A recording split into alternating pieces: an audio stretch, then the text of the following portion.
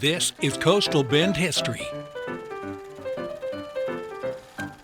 I'm Andy Lascano, and we are in downtown Corpus Christi, actually at the historic Furman building right here at Peoples and Mesquite. You know, this place has been a fixture for most of our lives, but what a lot of people don't realize that it has very humble beginnings. Major William W. Chapman came to Texas to fight in the Mexican War. He started in San Antonio as the quartermaster before moving south and joining General Zachary Taylor's army along the border. Chapman also served as the quartermaster at Fort Brown, which is where Brownsville is. In 1852, Chapman was appointed quartermaster of the new Army headquarters in Corpus Christi, where he stayed until the facility was closed in 1857. During his time here, he became prominent in civic and business affairs, including a partnership with Richard King in the acquisition of the first tracts of land to be incorporated into the King Ranch.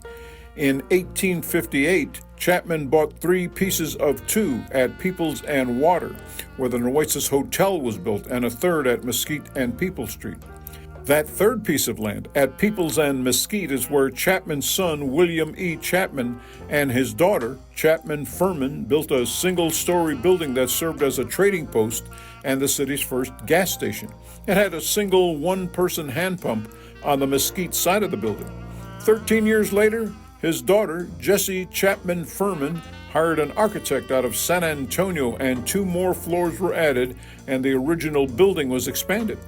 During its life, the building served many things: a trading post, civil defense shelter, and one of the first pharmacies in the downtown area. In 1929, a well-known Corpus Christi figure would take up residence in the building. Furman Plaza was the site of Doc McGregor's chiropractic practice, which he later abandoned for his love of photography. In the 1950s, it was an Oshman's department store, and the Olympia restaurant operated inside the building. Furman Plaza grew and expanded with the city, and at one point it was the center of commerce for the downtown area. In 1984, the building was bought by Third Coast Investments, and they worked to restore the property and add a new parking lot. While it remained in use, the building didn't grow much after that until very recently.